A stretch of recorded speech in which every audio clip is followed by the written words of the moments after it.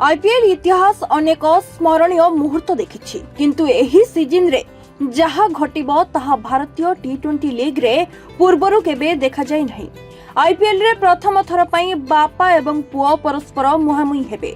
IPL 2026 मार्च 28 तारिख रु आरंभ हो जाइछि। लीग रो 19तम सीजन रे प्रथमार्ध वर्तमान चलिछि। वर्तमान प्रश्न हेउछि एही सीजन रे बापा एवं पुओ दल केबे परस्पर मुहामुही हेबे।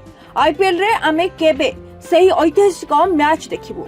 प्रथमे असंतु जानिबा सही बापा एवं पुओ किए।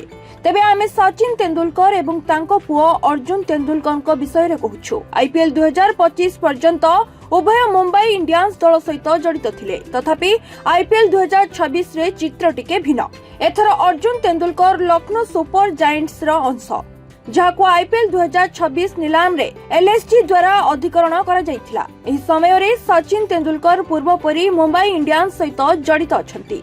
सचिन एवं अर्जुन आईपीएल 2026 रे परस्पर मुहामुही हेबे, जेतेबेले सेमानक दल मुंबई इंडियंस एवं लखनऊ सुपर जायंट्स परस्पर मुहामुही हेबे। किंतु यह केबे हबो यह जानिबा पई आपनकु एप्रिल शेष पर्यंत अपेक्षा करिबाकू पड़िबो। आईपीएल 2026 रे मुंबई इंडियंस एवं लखनऊ सुपर जायंट्स प्रथम थर पई मे 4 तारिख रे मुहामुही हेबे।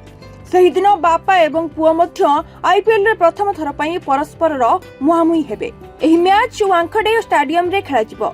सचिन तेंदुलकर मुंबई इंडियंस रो परामर्शदाता, से दल को टिप्स दियंती। यार त्रुटि गुडी को दर्शाई से गुडी को संशोधन करिवार उपाय परामर्श दियंती। तांको पुओ अर्जुन तेंदुलकर एक सीजन रो खेलाड़ी।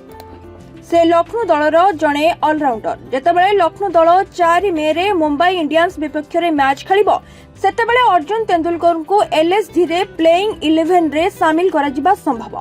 यह अर्जुन तेंदुलकर एलएसजी सहित डेब्यू सीजन हेबो।